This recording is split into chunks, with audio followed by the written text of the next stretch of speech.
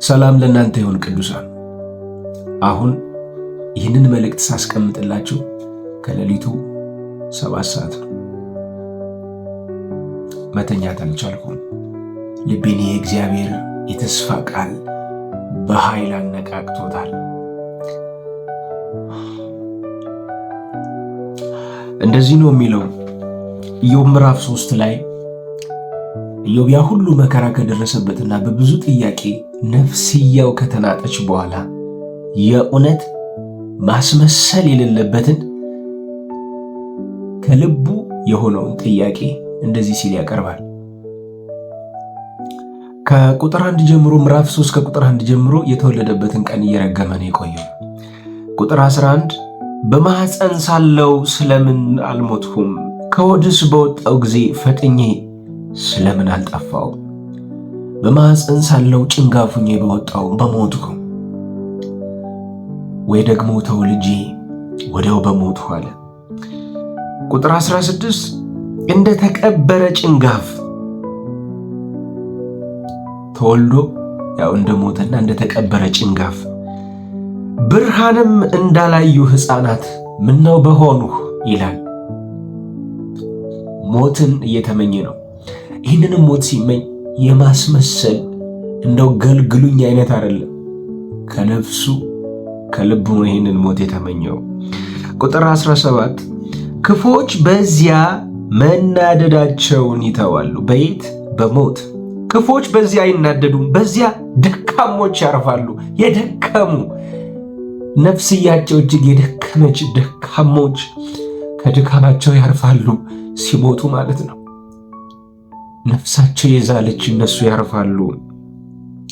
በዚያም ግዘተኞች በአንድ ተዘልለው ተቀምጠዋል። የተጋዙ በምርኮ ያሉ የተማረኩ ስቃይ የበዛባቸው ካሉ ግን ከሞቱ በዚያ ግዞት የለም፣ ያርፋሉ። የአስጨናቂውን ድምፅ አይሰሙ። በግዞት ተወስደው አስጨናቂዎቻቸው በኃይል የሚጨቁኗቸው ካሉ ቢሞቱ ለነሱ ሰላም ይሆናል። በዚህ አስጨናቂ የለም።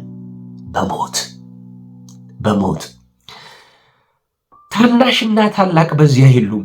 ባሪያም ከጌታው ነፃ ወጥቷል። በጊዜው በባሪያና በጌታ ያለው ግንኙነት እንደ ዛሬው ስላልነበር በጌታው የተመረረ ባሪያ፣ ጌታው ነፍስያውን ያሰቀቀው ባሪያ በዚያ በሞት እረፍት ይሆንለታል። ሞት እንዴት ደስ የሚል ነገር ነው! ከዛ እንደዚህ ያለ በመከራ ላሉ ብርሃን፣ ነፍሳቸው መራራ ለሆነባቸው የተሰወረ ሀብትን ከሚቆፍሩ ይልቅ ሞትን ለሚጠባበቁ ግን ለማያገኙትም መቃብርን ባገኙ ጊዜ በእልልታ ደስ ለሚላቸው ሐሴትንም ለሚያደርጉ ሕይወት ስለምን ተሰጠ? ይህ እጅግ ብዙ ሺዎች የሚጠይቁት ጥያቄ ነው። በመከራ ላሉት ብርሃን ምን ያደርጋል? የሌቱ ንጋት ምን ያደርጋል? ቀኑን በመከራ ሊያሳልፉት፣ ቀኑን በለቅሶ ሊያሳልፉት ለምን ይነጋል? ለምን ይነጋል? በመከራ ላሉት ለምን በሌሊት ባልጋቸው እያሉ ባይነጋስ ሌሊቱ? የተሰወረ ሀብትን የሚቆፍር ሰው በብዙ ደስታና ጉጉት ናፍቆት ሆኖ ነው። ነገር ግን ዕንቁን ከሚፈልግ ዕንቁን የተሰወረ ወርቅን ከሚቆፍር ይልቅ ሞትን እጅግ በትጋት ለሚፈልጉ ግን ደግሞም መቃብርን ባገኙት ጊዜ በእልልታ ለሚቀበሉ ለነሱ ግን ለምን ሕይወት ተሰጠ? ለምን እንዲኖሩ ተፈቀደላቸው ነው። መንገዱ ለተሰወረበት ሰው እግዚአብሔርም በአጥር ላጠረው ብርሃን ስለምን ተሰጠ? መሄድበትን ላጣ፣ ግራ ለገባው ሰው፣ መንገድ ለጠፋው ሰው እግዚአብሔር በዚህና በዚያ ላጠረው ሰው ሕይወት ብርሃን ለምን ተሰጠ? እና የራሱንም መከራ ሲገልጥ ከእንጀራዬ በፊት ለቅሶዬ መጥቷልና ጩኸቴም እንደ ውሃ ፈሰሰ። በምግብ ፊት ሲቀርብ ያለቅሳል። መራራ ሕይወት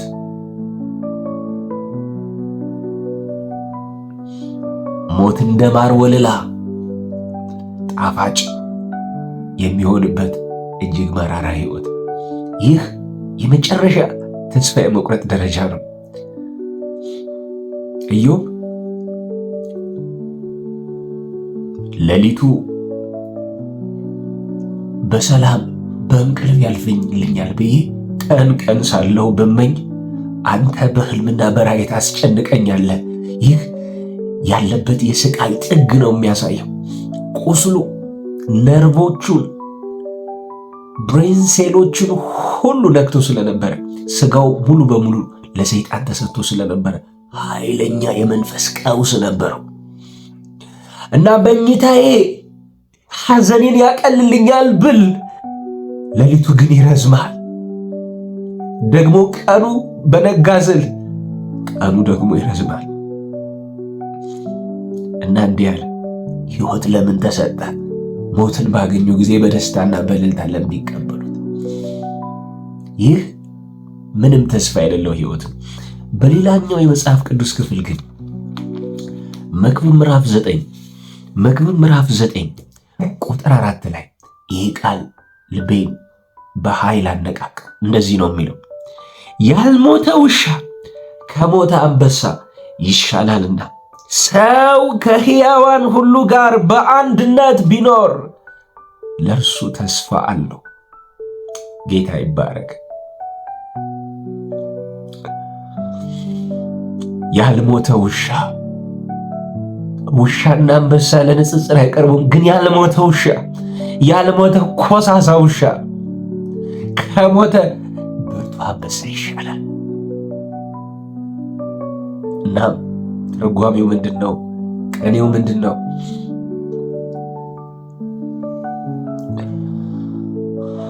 ከሕያዋን ጋር ሰው በሕይወት ቢኖር ተስፋ አለው። ተስፋ አለው። ሰው ሲኖር፣ በሕይወት ሲኖር ተስፋ አለው። ሞትን በሚያስመኝ ሕይወት ስለምን ተሰጠ በሚያሰኝ እጅግ መራራ ሕይወት ውስጥ ሰው ግን በሕይወት መኖሩ ተስፋ ነው። በሕይወት ያለ ሰው ተስፋ አለው። ጌታ ይባረክ። ልክ ከኢዮብ በተመሳሳይና ባልተናነሰ ነቢዩ ኤርምያስ የሰቆቃ ጊዜ ያሳልፏል። እናም ሰቆቃው ኤርምያስ ወይም የኤርምያስ ሰቆቃ በመባል የሚታወቅ የመጽሐፍ ቅዱስ ክፍል አለ። በዚያ መጽሐፍ ተመሳሳይ ምዕራፍ 3 ላይ ተመሳሳይ ምሬት ያቀርባል። ከደረሰበት ጭንቅና አስቸጋሪ ነገር የተነሳ በቁጣው በትር መከራ ያየ ሰው እኔ ነኝ። በእግዚአብሔር የቁጣ በትር ብርሃን ወደ ሌለበት ወደ ጨለማ መርቶ ወሰደኝ። እግዚአብሔር ያው ዝም ስላለ ማለት ነው። ዘወትር ቀኑን ሁሉ እጁን በላዬ መለሰ። ሥጋዬና ቁርበቴን አስረጀ፣ አጥንቴን ሰበረ። እግዚአብሔር ቅጥር ሠራብኝ፣ በሐሞትና በድካም ከበበኝ። ቀድሞ ሞተው እንደነበሩ በጨለማ አኖረኝ። እንዳልወጣ በዙሪያዬ ቅጥር ሠራብኝ፣ ሰንሰለቴን አከበደ። እግዚአብሔር በጠራሁና በጮኹ ጊዜ ጸሎቴን ከለከለ። መንገዴን በተጠረበ ድንጋይ ዘጋ፣ ጎዳናዬን አጣመመ። እግዚአብሔር ጸሎቴን አይመልስም፣ አልራራልኝ። ጆሮዎቹ ለጸሎቴ ተደፈኑ። እንደተጠረበ ጥርብ ድንጋይ መንገዴን ዘጋ። አለት ሕይወት አለት ማያሳልፍ አለት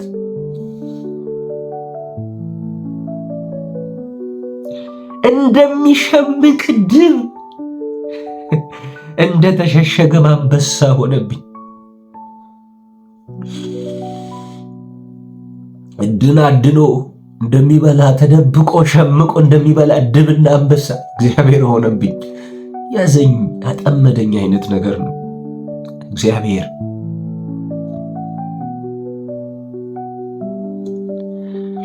መንገዴን ለወጠ፣ ገነጣጠለኝም፣ ባድማ አደረገኝ፣ ምድረ በዳ አደረገኝ። አላተረፈኝ፣ ገነጣጠለኝ፣ አልራራልኝም እግዚአብሔር።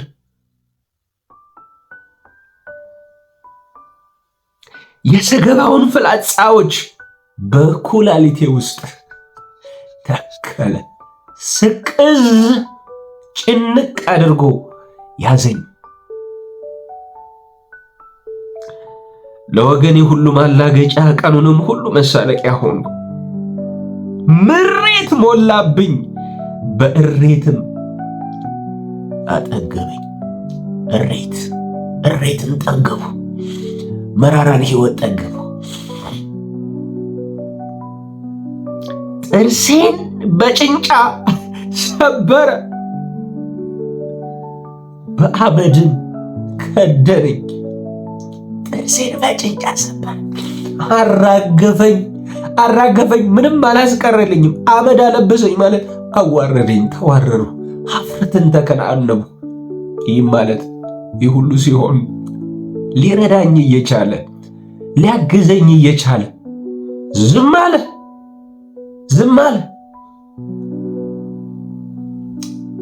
ፈልጉ ታገኛላችሁ ያለው፣ አንኳኩ ይከፈትላችኋል ያለው ጸሎቴን ግን ከለከለ።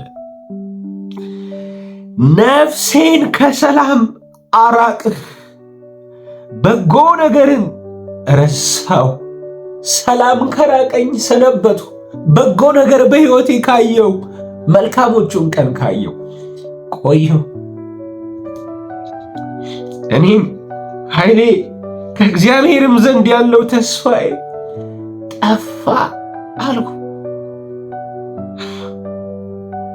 አድርጌው ነበር፣ ተስፋ አድርጌው ነበር፣ ኃይሌ አድርጌው ነበር። ግን የመጨረሻ ከእግዚአብሔር ዘንድ ያለው ኃይሌ ረዳት ይሆነኛል ያልኩት፣ ከእግዚአብሔር ዘንድ ያለው ኃይሌ ይታደገኛል ያልኩት፣ ከእግዚአብሔር ዘንድ ያለው ተስፋዬ እሱ ጠፋ። ተስፋዬ ጠፋ።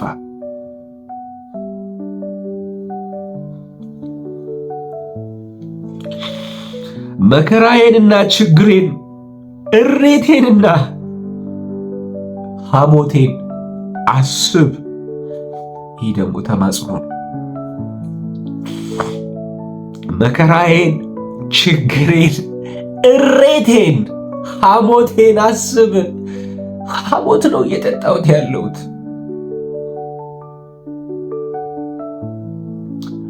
እሬት ነው እየተጎነጨ ያለሁት። እሬት፣ ሐሞት የሆነ ችግርና መከራ፣ እሱን አስብ። እንደገና ወደ ተማጽኖ ይመጣል። ከዛ ነፍሴ እያሰበችው በውስጤ ፈዘዘች።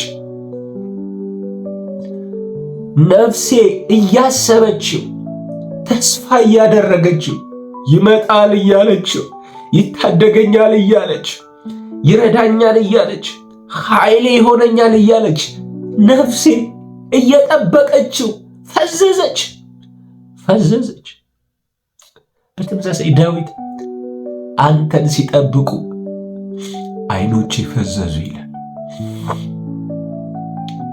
ነፍሴ እያሰበችው እየጠበቀችው ተስፋ እያደረገችው ፈዘዘች።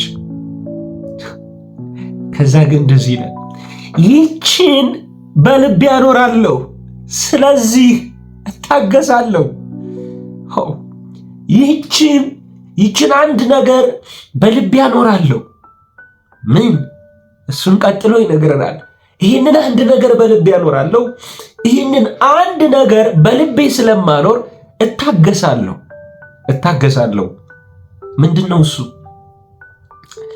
ያልጠፋ ነው ከእግዚአብሔር ምሕረት የተነሳ ነውና፣ ርኅራኄውም አያልቅምና፣ ማለዳ አዲስ ነውና፣ ታማኝነቱም ብዙ ነው። ሚራራልኝ አልመሰለኝም። ጸሎቴን ከልክሏል። መንገዴን በአጥርና በሾህ ዘግቷል። አስጨንቆኛል። ከእሱ ዘንድ ያለ ተስፋዬና እምነቴ ኃይሌ አልቋል። እሱን እየጠበቅኩ በከንቱ ተስፋዬ ተሟጧል። ይሄንን አንድ ነገር ግን በልቤ አኖራለሁ። ስቲል ያልጠፋሁት ከእግዚአብሔር ምሕረት የተነሳ ነው። አልጠፋሁም አለሁ። ይህም ከእግዚአብሔር ምሕረት የተነሳ ነው። ላልሞተ ሰው ተስፋ አለው። በሕይወት ላለ ሰው ተስፋ አለው። አልጠፋሁም። ይህም ከእግዚአብሔር ምሕረት ከዛስ መስሎኛል እንጂ ርኅራኄው አያልቅም ማለት እና ታማኝነቱ ብዙ ነው። እሱ ታማኝ ነው።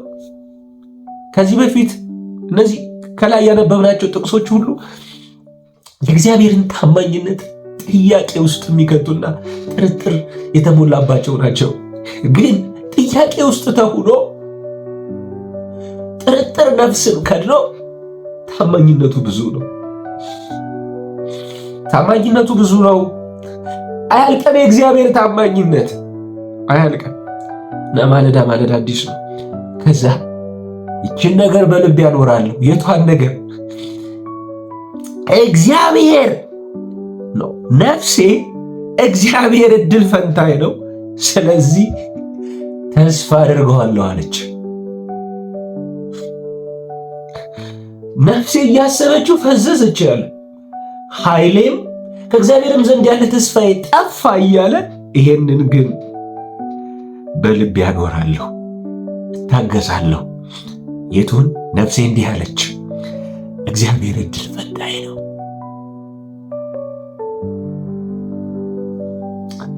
እግዚአብሔር ራሱ የኔ ዕጣ ነው፣ ዕጣዬ ነው። እግዚአብሔር ምንድነው ያልተሳካሽ? ምንድነው ያልሆነው? ምንድነው ተጸልዮ ያልተገኘው? ምንድነው በብዙ እንባ ያልመጣ ነገር? አይምጣ፣ አይሁን። ይህ ጸሎት የተጸለየው በጉድጓድ ውስጥ ነው። ጉድጓድ ውስጥ ተጥሎ ነው የጸለየው። ስለዚህ ህይወት ጥያቄ በሆነበት፣ መኖር ራሱ ጥያቄ በሆነበት ሰዓት የራሱ ጉዳይ ምንድነው የቀረው? ምንድነው ያልሆነው? ምንድነው ያልተሳካው? የራሱ ጉዳይ። እግዚአብሔር እድል ፈንታዬ ነው። እሱ ሀብቴ ነው። እሱ ገንዘቤ ነው። እሱ ዕጣዬ ነው። ስለዚህም ተስፋ አደርገዋለሁ።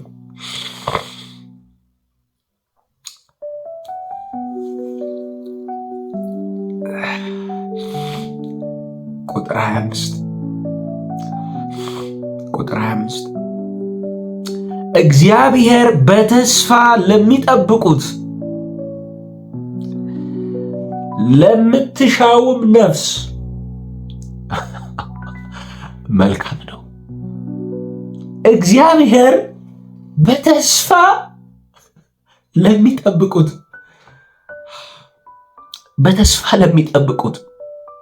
ተስፋ ትርጉም ያለው ተስፋ በሌለበት ሁኔታ ነው።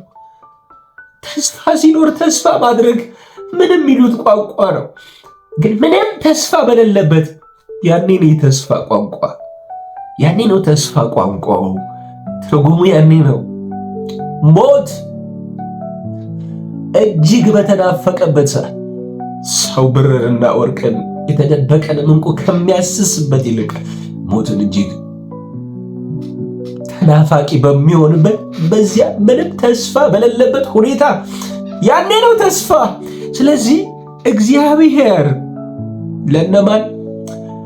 በተስፋ ለሚጠብቁት። አንደኛ ለምትሻው ነፍስ፣ እግዚአብሔርን ለምትሻ ነፍስ፣ ለምትፈልገው ነፍስ፣ ፊቱን ዝም ብላ በብዙ ጥያቄ ተከባበቅ፣ በብዙ ምስቅልቅልና ምሬት፣ ሐሞት፣ እሬት ውስጡና ግን እሱን ለምትሻ ነፍስ፣ እሱን ተስፋ ዝም ብላ ለምታረግ ነፍስ እግዚአብሔር መልካም ነው። እግዚአብሔር መልካም ነው። እግዚአብሔር መልካም። ስለዚህ ምን ይሁን?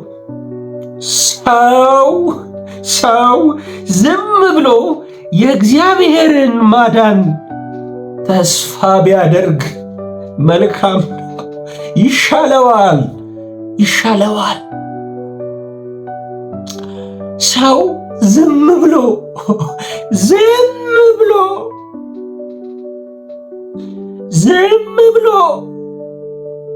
ሐሞቱን እየጠጣ ዝም ብሎ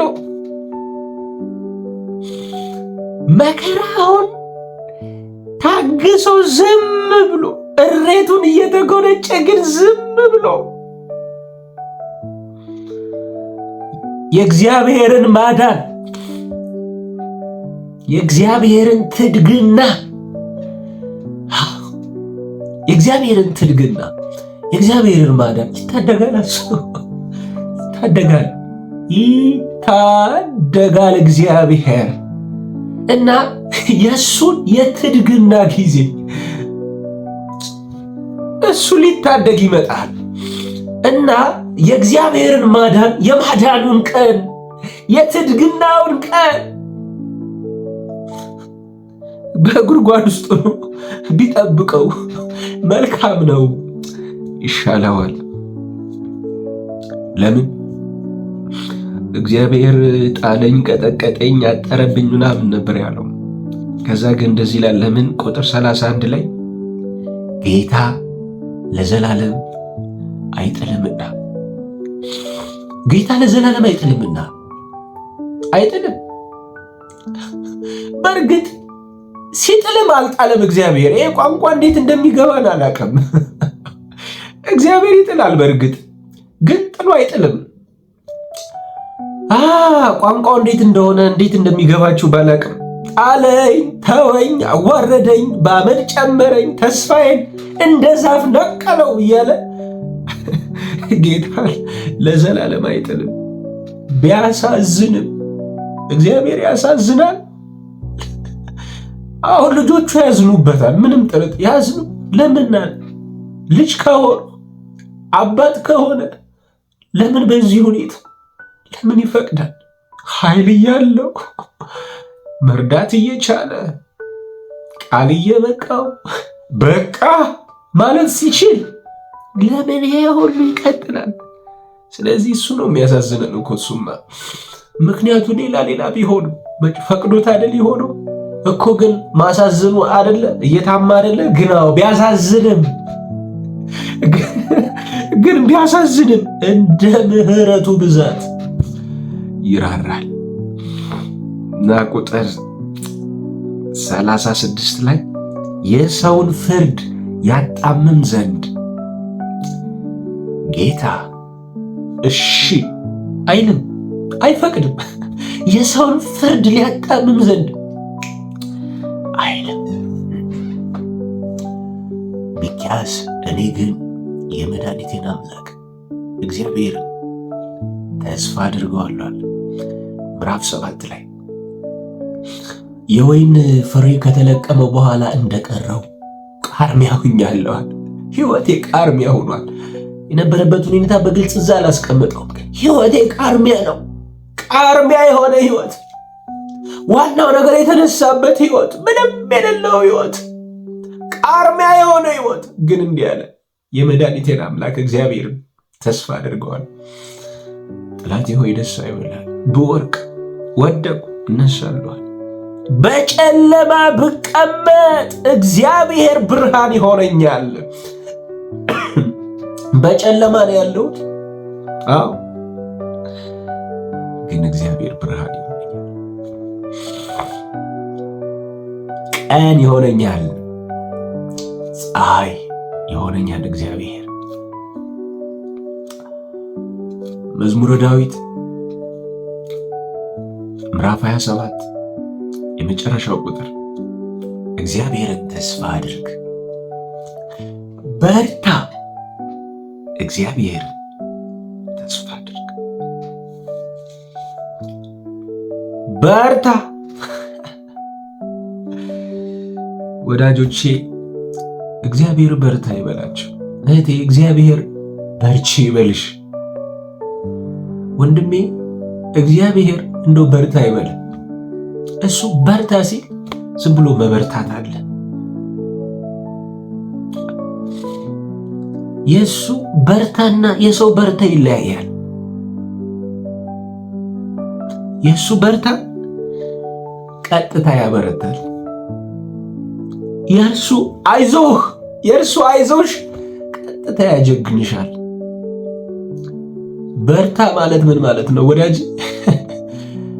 በርታ ማለት ምን ማለት አለ ማለት እኮ ነው። የሚያደክመህ እንዳለ ስላለ እኮ ነው። አለ አለቀቅ። በርታ በርታ። እግዚአብሔር ነው ያለው በርታ። ተስፋ አድርግ፣ እግዚአብሔርን ተስፋ አድርግ። ከዛስ ልብህም ይጽና፣ ልብህም ይጽና። እንቆቅልሽ ነው በእርግጥ ግን ይሄ ነው፣ እንዲህ ነው በቃ መንገዱ። በርታ፣ እግዚአብሔርን ተስፋ አድርግ፣ ልብህም ይጽና። ደገመውና እግዚአብሔርን ተስፋ አድርግ። ወንድሜ እህቴ አንቺን ብትሆኚ ምንድነው ያደከማችሁ?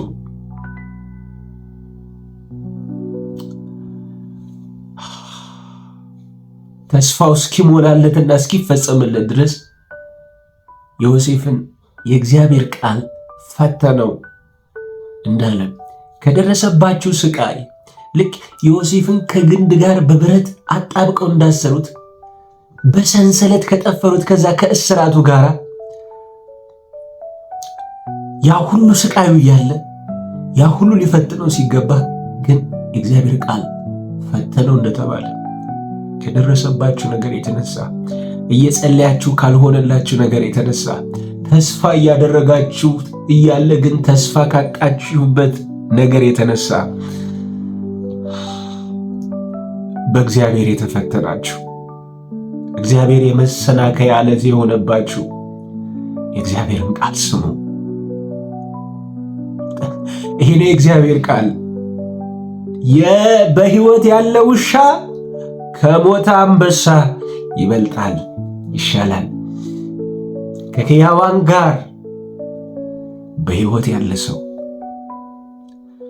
ተስፋ አለው። ዝም ብሎ እግዚአብሔር ያሸከመውን ቀንበር ይሸከም እና እግዚአብሔርን ማዳን ተስፋ ያድርግ። ጌታ ይባርካችሁ።